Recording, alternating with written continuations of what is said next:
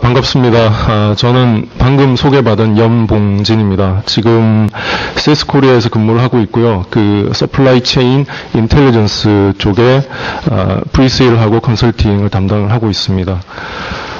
제가 오랜만에 이렇게 강단에 섰는데요. 조금씩 떨리네요. 근데 이제 어쨌든 많은 분들이 오셔가지고 뭔가 이제 정말 밸류 있는 거를 드리고 가야 되겠다 이런 생각이, 그런 책임의식이 많이 들고요. 저한테 주어진 시간이 40분인데 아까 좀 전에 이제 배 대표님이 말씀하신 것처럼 빅데이터에 대해서는 많이 떠들고 있어요. 최근에 저도 여러 가지 컨설팅 펌이라든지 그 다음에 IT 기업이라든지 소프트웨어 회사들 이런 쪽에서 많이 빅데이터에 대해서는 얘기를 많이 하고 현재 큰 화두가 되고 있습니다. 근데 문제는 실제로 내가 그럼 어떻게 해야 되느냐? 빅데이터 이런 그 시대에 그런 부분에 답을 제대로 주는 거는 없고요. 컨셉처럼 정도의 어떤 동향이라든지 어떤 그 방향이라든지 그 정도의 내용들이 좀 많이 좀 공유가 되고 있는 것 같더라고요. 그래서 오늘 저희가 나름대로 열심히 준비를 했고요. 첫 세션인데 타이틀은 제가 이제 빅데이터를 통한 그 제조 품질 혁신 방안이라는 이름으로 붙였습니다. 그래서 40분 동안 하여튼 열심히 진행을 해보고 도움되는 정보가 전달이 됐으면 좋겠고요. 하나 또 말씀드리면 자료가 제가 지금 실제로 소개하는 자료하고 지금 가지고 계신 자료하고는 약간 갭이 있을 거예요. 제가 공개를 못하는 자료도 일부 있고 그 다음에 자료가 조금 업데이트된 부분도 있습니다. 그거는 양해를 해주시고 혹시나 자료가 필요하시면 그 요 세션 끝나고 요 행사가 끝나고 요청 아마 따로 저희가 메일을 드려서 그때 또 그 메일을 통해서 공유를 하도록 그렇게 하겠습니다. 그 내용은 제가 이런 한 크게 보면 한 3가지로 준비를 했어요. 그래서 여기 계신 분들이 빅데이터 애널리틱스 이런 거에 대해서 아마 처음 들어보는 분들도 아마 있지 않을까 싶어서 좀 소개하는 부분을 앞단에 좀 넣었고요. 그래서 빅데이터와 빅데이터 분석 이런 것들이 도대체 뭐냐 이런 걸 소개하는 시간을 간단히 갖고 그 다음에 두 번째로 빅데이터 분석을 통해서 그런 품질 혁신을 어떻게 할 거냐 제조 산업에서 그런 부분에 나름대로 아이디어를 저희가 정리를 했습니다. 그리고 세스가 이제 저희가 분석을 전문으로 하는 회사다 보니까 나름대로 분석 방법론이라든지 구축 방법론이나 그 다음에 접근 전략이나 이런 게 저희가 가지고 있는 게 있어요. 그래서 그런 거를 좀 소개를 드리는 시간이 있을 것 같고요. 마지막으로 이제 그래서 품질 혁신의 완성이라는 이름으로 저희가 가지고 있는 저희가 자부하는 플랫폼이 있습니다. 그거를 소개를 드리고 마치도록 그렇게 하겠습니다. 그러면 이제 빅데이터라는 게 뭐고 빅데이터 분석이라는 게 뭐냐 한번 들어가 보죠. 자, 빅데이터의 정의는 보통 뭐 여러 가지로 얘기를 합니다만 제가 한마디로 정의를 하고 이거는 이제 사실 제가 정의한 건 아니고 빅데이터에 대해서 이제 관련 학계라든지 이런 쪽에서 정의를 한 내용입니다. 그래서 데이터의 크기라든지 생성 주기라든지 다양성의 측면에서 볼 때 정확하고 적시적인 의사결정을 위해서 기존 환경으로는 관리를 하거나 분석하기 힘든 데이터라고 보통 정의를 해요. 근데 이제 저희가 그러면은 우리 회사가 과연 빅데이터가 있느냐 없느냐 이런 것들이 궁금하시잖아요. 근데 이제 여기서 언급이 된 어떤 볼륨이라든지 데이터의 크기라든지 주기 빌라스티라든지 그 다음에 브라이어티라든지 이런 것들은 사실은 상대적인 개념이에요. 그래서 딱 어떤 기준이 있어서 그 기준을 오버하면 그게 뭐 빅데이터다 이런 건 없다라는 거죠. 그래서 고객의 어떤 니즈와 고객의 환경과 이런 것들에 따라서 빅데이터는 다르게 정의가 될 수가 있습니다. 근데 이제 앞에서도 언급이 됐지만 빅데이터의 3가지 가장 큰 특징이 있어요. 그래서 그 3가지가 앞에서 말씀드렸던 볼륨과 빌라스티와 그 다음에 브라이어티 이 3가지입니다. 근데 이제 볼륨이라고 하면 데이터의 크기를 보통 얘기를 하죠. 그래서 지금은 이제 테라데이터의 시대는 사실 지나서 저희가 이제 페타라든지 아니면 엑사데이터 이런 시대로 저희가 가고 있죠. 그런 급의 어떤 데이터를 빅데이터라고 좀 얘기를 할 수 있다. 이런 얘기를 하고 있고요. 그 다음에 데이터의 처리 속도는 리얼타임이어야 된다. 지금까지는 배치성으로 분석을 했지만 정말 리얼타임, 말 그대로 리얼타임이면 적어도 니얼리 리얼타임 정도는 돼야 된다. 이런 게 이제 얘기가 되고 있고요. 그 다음에 데이터의 다양성 측면으로 보면 정형 데이터는 기존에 분석을 했지만 자 텍스트 데이터 있잖아요. 또는 이미지 또는 어떤 보이스 혹은 영상 이런 것들에 대한 분석 이런 걸 해야 된다. 그게 이제 비정형 데이터입니다. 그래서 비정형 데이터로 빅데이터는 데이터 타입 자체가 확장이 됐어요. 그런 부분이 이제 좀 특징이다 이렇게 볼 수가 있겠습니다.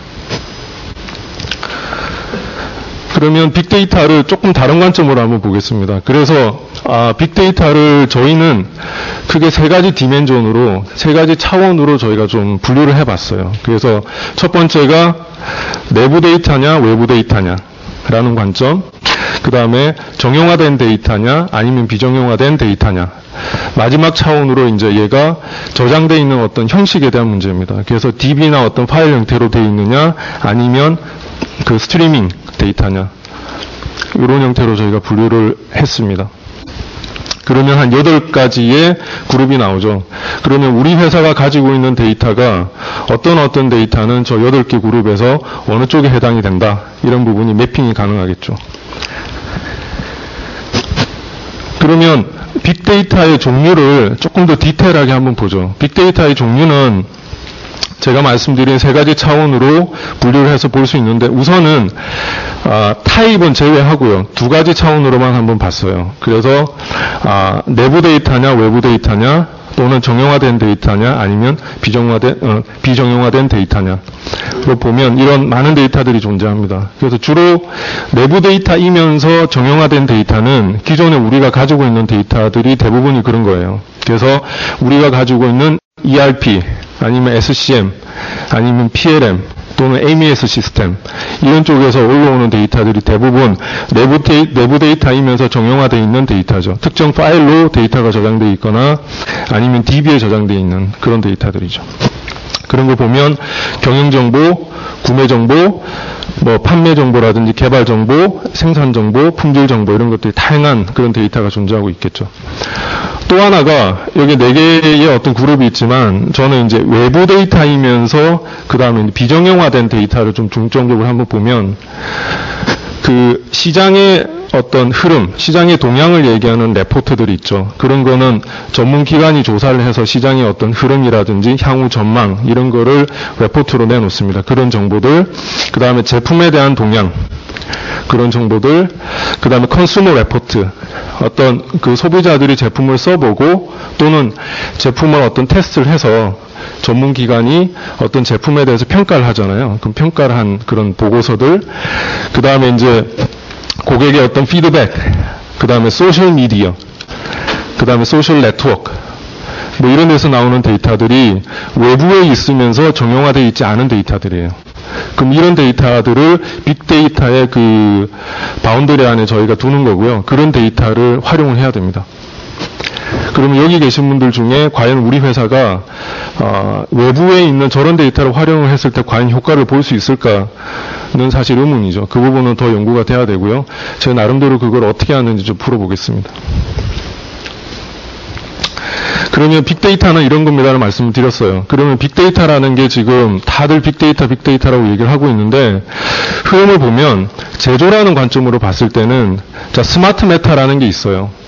그 스마트 메타라는 건 전력 산업에서 우리가 전력을 이제 보낼 때 우리가 송전 또는 배전 설비라고 합니다. 그런 설비들에다가 스마트 메타를 달고 얘가 특정 위치에서 어느 정도의 전력이 전달이 되는지 송전이 되는지 이런 거를 모니터링을 해요. 얘는 실시간으로 모니터링을 합니다. 그런 데이터가 스마트 메타가 2011년에는 한 1억 3천 개 정도 있었는데 이게 2015년 가면 한 3억 4천만 개 정도로 늘어날 거다 이렇게 예상을 합니다. 그 다음에 RFID도 요즘 최근에 많이 이슈가 되는데 RFID도 지금 쓰고 계신 고객분들도 계시겠죠. RFID도 지금은 한 1200만 개 정도가 쓰고 있지만 2021년 가면 그 2090억 개 정도로 아주 그냥 엄청나게 늘어날 걸로, 제품마다 RFID가 이제 태그가 붙거나 이런 그 시대가 곧 오는 거죠. 그러면은 거기서 제품이 흘러다니는 어떤 정보들, 그 이동 정보, 그 다음에 제품 자체가 가지고 있는 정보들, 이런 거를 우리가 활용을 해서 분석을 해야 된다라는 거죠.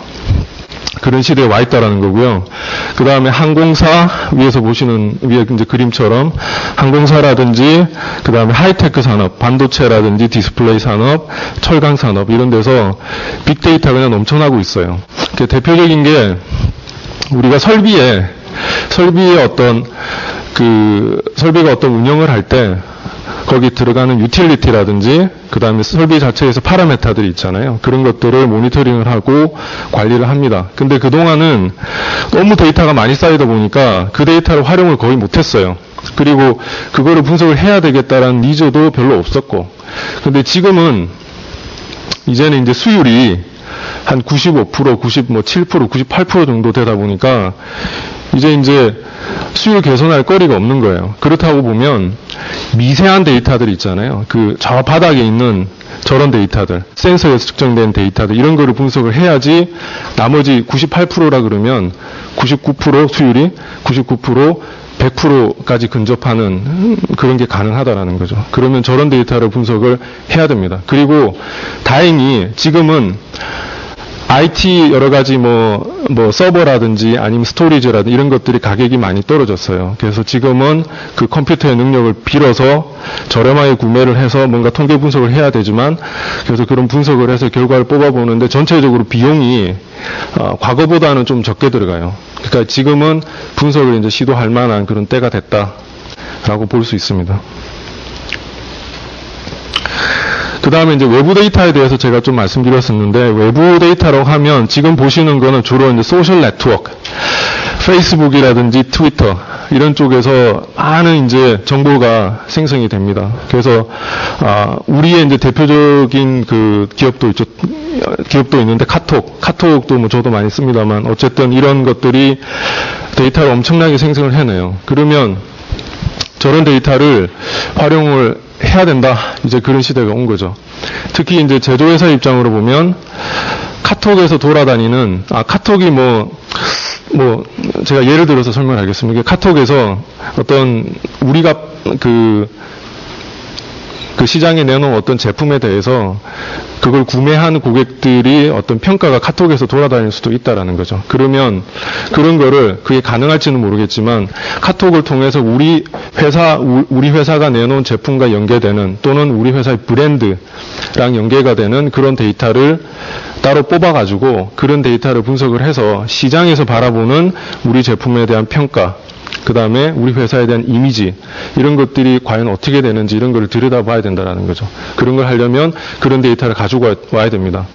그 다음에 최근에 이제 얼마 전에, 지난주인가요? 저희가 선거가 있었는데, 선거할 때도, 저희가 이제 SNS 상에서 그 유권자들의 표심이 어떻게 되느냐 이런 부분은 관심이 많았잖아요. 근데 이제 저도 이제 제 개인적으로 제가 좋아하는 분을 찍었지만, 실제로 이제 결과를 딱 놓고 보니까 그거랑 조금 틀리긴 하더라고요. 근데 이제 주로 SNS를 하는 사람들은 주로 젊은 층이라서 그분들의 의견과 실제 결과와는 약간 차이가 있을 수가 있겠죠. 근데 그런 부분은 잘 보정이 좀 되면 어쨌든 많이 활용이 될 수가 있고 많은 가치를 드릴 수 있을 것 같아요. 그러면 빅데이터에 대해서 쭉 설명을 드렸는데요. 그럼 빅데이터는 어떻게 활용이 되는 거며 어떤 밸류를 줄 수 있느냐?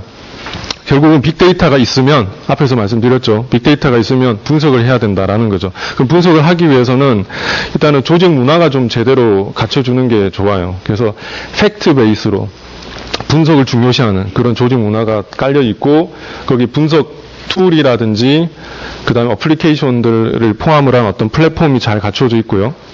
그 다음에 데이터 매니징을 잘해야 됩니다. 우리가 흩어져 있는 데이터를 분석을 하기 위해서 적절히 잘 모아야 되고, 데이터가 어디 있는지 쉽게 찾아가야 되고, 데이터 퀄리티가 문제잖아요. 데이터 퀄리티도 어떻게 확보할지를 고민을 해야 되고, 그러니까 퀄리티 높은 데이터를 적시에 제공을 할 수 있어야 되니까 그런 부분을 하기 위해서 데이터 매니징을 잘 해야 될 것 같고요. 그 다음에 그런 데이터를 분석을 해야 됩니다. 애널리틱스를 적용을 해야 되겠죠. 거기서 이제 가치를 만들어내야 되겠죠. 이거는 제조에서는 뒤에 나오겠습니다만 일단 연구개발과 생산과 서비스와 마케팅 이런 데서 성과를 다 낼 수가 있습니다. 그러면은 우리가 궁극적으로 지향을 하는 우리 회사의 지속 가능한 경쟁력 확보가 가능하다. 물론 품질 경쟁력 포함을 하는 겁니다. 그래서 이런 것들이 가능하다 이렇게 보고 있습니다. 그 다음에 자 빅데이터를 분석을 하자 자꾸 말씀 또 드렸는데 빅데이터의 분석은 그 핵심적인 요소를 들여다보면 자 분석이라고 하면 이미 뭐 여러 가지 분석을 하고 계시죠. 통계적인 분석도 하고 있고 뭐 그래핑 작업도 하고 있고 뭐 있습니다. 그런 거 다 하지만 빅데이터에서는 요 네 가지가 어떤 핵심이 되는 것 같습니다. 그래서 고급 분석, 그 다음에 텍스트 애널리틱스, 텍스트를 분석을 하는 거죠. 그 다음에 비주얼 애널리틱스, 그 다음에 애독 애널리시스. 물론 애독 애널리시스는 기존에 하던 거지만 뭔가 빅데이터 인프라 하에서의 애독 애널리시스를 얘기를 하는 겁니다. 이런 것들이 키워드고요. 될 것 같고요. 그러면은 이제 밸류가 나온다. 물론 컨셉츄얼한 얘기입니다만 그래서 디시전 메이킹을 하기 위한 그런 필요한 아주 코어가 되는 정보를 뽑아야 됩니다. 그래서 인사이트를 얻어야 되고 그 다음에 인투이션을 또 얻을 수 있어야 됩니다. 이런 것들을 지원을 하는 게 빅데이터 애널리틱스입니다. 그러면 기존에 분석하던 거하고 무슨 차이가 있느냐를 조금 설명을 드려보면 기존에는 주로 결과 기반의 의사결정이었어요. 근데 빅데이터 분석은 선제적이고 실시간의 의사결정입니다. 실시간은 이해를 하실 것 같고 선제적인 의사결정이라는 것은 미래를 좀 내다보고 미리 의사결정을 해서 사후에 일어날 일을 대비를 한다라는 거죠. 그래서 그래야지 우리가 전략적으로 다른 경쟁사에 대비해서 한 발 빨리 나갈 수가 있을 겁니다. 그 다음에 데이터 소스로 보면 정형화된 데이터와 비정형 데이터를 같이 활용을 합니다. 그 다음에 여기 SM이라고 되어 있는데 이건 소셜 미디어 데이터입니다. 이런 부분을 활용을 한다. 그 다음에 분석 툴로 보면 올랩이라든지 BI 중심으로 하죠. 또는 통계적인 기법을 적용을 하더라도 뭐 여기 많은 분들이 제가 알고 있기로는 뭐 품질이라든지 혁신 조직에서 오신 걸 알고 있어요. 그러면 미니탭이라든지 엑셀이나 뭐 이런 걸 쓰실 거예요. 그러니까 그 정도 수준입니다. 근데 이제는 빅데이터 애널리틱스는 이제 고급 분석, 그 다음에 비주얼라이제이션, 텍스트 애널리틱스 이런 쪽으로 넘어가야 됩니다. 네, 그거를 이제 우리 회사도 적용할 때가 됐다 이렇게 봅니다. 그 다음에 이제 분석의 조직으로 보면 분석하시는 분들이 보면 현업의 지원 조직이었어요. 근데 현업을 리딩하는 조직으로 바뀝니다. 네, 그래서 최근에 분석하는 사람들에 대한 그 시장의 니즈가 엄청나게 높아졌어요. 그래서 분석 잘하는 사람을 많이 찾아요, 시장은. 저도 제가 조직을 하나 갖고 있지만 분석할 수 있는 사람을 찾으면 무지하게 힘듭니다. 그래서 그런 시대가 좀 왔어요. 그래서 분석이 강조가 되는데 그런 고급 분석이라든지 아니면 텍스트 애널리틱스나 이런 걸 하실 수 있는 분들은 앞으로 가치가 무지하게 올라갈 것 같습니다. 그 다음에 프로젝트 관점으로 보면 주로 이제 DW나 그런 중심으로 개발이 되고, 그 다음에 단위 시스템 개발을 하는 거예요. 각각 부서에서 알아서 개발하는 거죠. 근데 분석 조직이 중심이 돼서 그 프로젝트를 진행을 하고 전략적으로 시스템이 개발이 됩니다. 그러니까 전사를 들여다보면서 해야 된다는 거예요. 왜 그렇게 될 수밖에 없냐면 빅데이터라는 것 자체가 특정 부서에서 나오는 데이터도 물론 빅데이터인 경우가 있지만 그거 자체로 활용이 되는 게 아니고요. 다른 부서에 있는 데이터와 통합이 돼야 돼요. 그렇다고 보면 내가 속해 있는 그 팀의 일이 아니라는 거죠. 그거는 전사적인 일이고 누군가가 중간에서 코디네이션도 해야 되고 또 일이 커지는 거죠. 그런 형태로 이제 바뀐다라고 보시면 되겠습니다.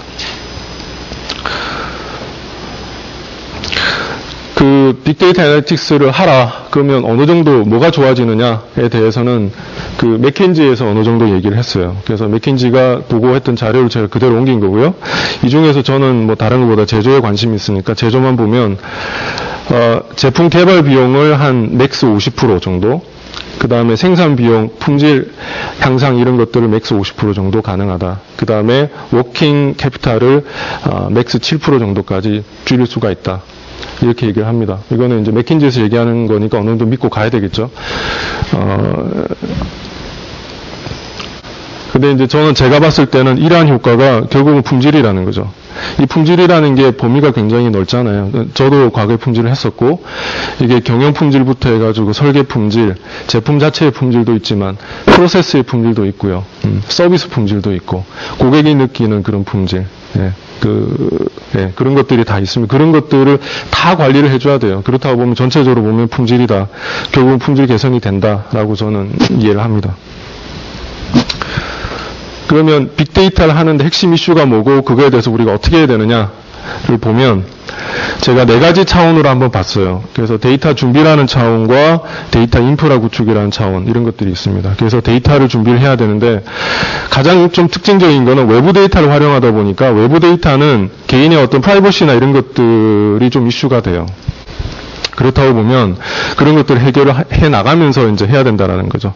그 다음에 그 외부 데이터를 끌어와서 어떤 내부의 어떤 DB 형태로 또 잘 저장을 해야 될 거고 이런 것들도 있고, 그 다음에 보안 문제 뭐 이런 거죠. 법적 책임 뭐 이런 것들에 대해서도 고려가 돼서 그런 부분이 하나씩 해결이 잘 돼야 됩니다. 그 다음에 이제 데이터 인프라는 차원으로 보면, 우리 클라우드 얘기를 많이 합니다. 클라우드 환경에서 걔가 구축이 되면 가장 베스트예요. 근데 그거는 클라우드 환경이라는 거는 또 여러 가지 개념이 있지만, 우리 회사에 맞는 클라우드 환경을, 주로 IT 계신 분들 그걸 고민을 해서 이제 만들어 나가야 된다라는 거죠. 그런 거고. 근데 저는 이제 더 중요한 거는 이 2가지 관점입니다. 나머지 2가지. 자, 분석 역량.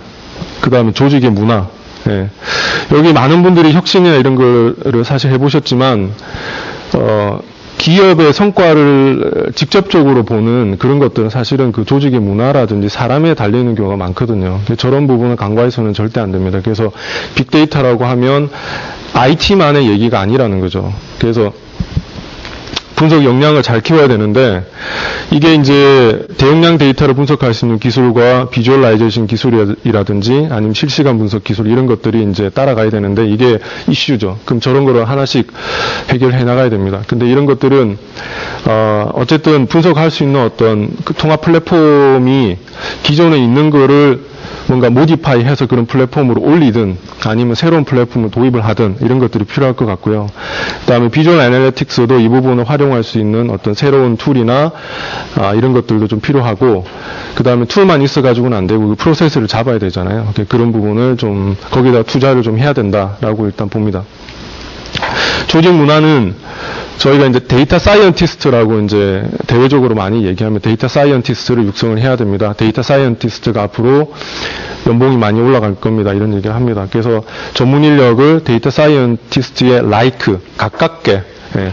데이터 사이언티스트라고 하면 할 일이 많은 사람이거든요. 근데 그 사람의 수준만큼의 날리지는 아니더라도 거기에 가까운 그런 인력을 육성을 해야 될 것 같고요. 그 다음에 분석 기반의 의사결정 문화를 정착하기 위한 방안. 물론 이거 그냥 말하기는 쉬운 거죠. 우리 회사의 분석 문화가 뭐고, 우리 회사의 분석 문화가 어떻게 개선이 돼야 되고, 뭘 해야 되느냐.